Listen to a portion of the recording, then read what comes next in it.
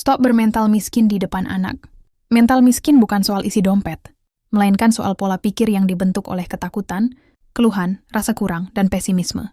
Banyak orang tua tanpa sadar menanamkan mentalitas miskin kepada anak melalui kata-kata, sikap, dan kebiasaan sehari-hari. Apa itu mental miskin?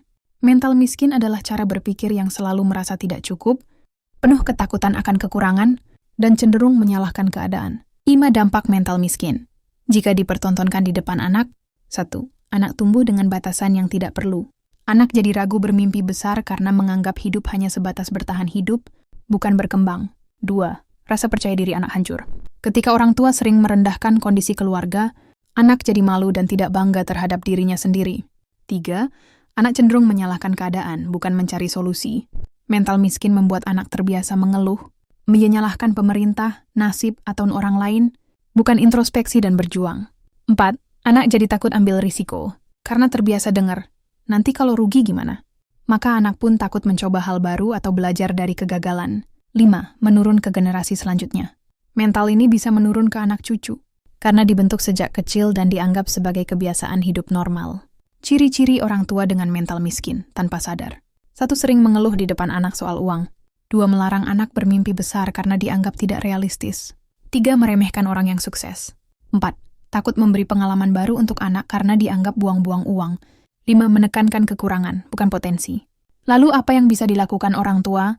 1. Ubah narasi sehari-hari. Ganti dari kita nggak mampu menjadi kita cari jalan supaya bisa. Ajarkan anak berpikir kreatif dan solutif, bukan pasrah.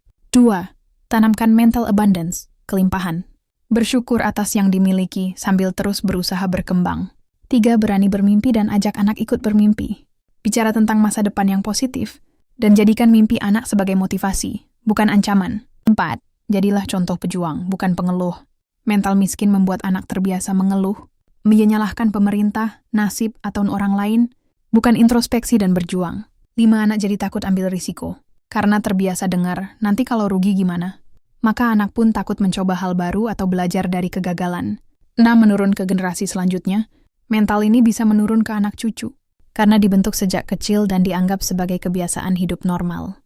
Mental miskin bukan warisan, tapi pola pikir yang bisa diputus. Jangan turunkan ketakutanmu pada masa depan anak. Jangan wariskan ketidakberdayaan yang kamu warisi dulu. Sebaliknya, tanamkan semangat bahwa hidup bisa diubah. Dimulai dari cara berpikir dan cara berbicara di depan anak. Karena yang dibentuk bukan hanya tubuh dan otaknya, tapi juga karakternya sebagai pejuang kehidupan.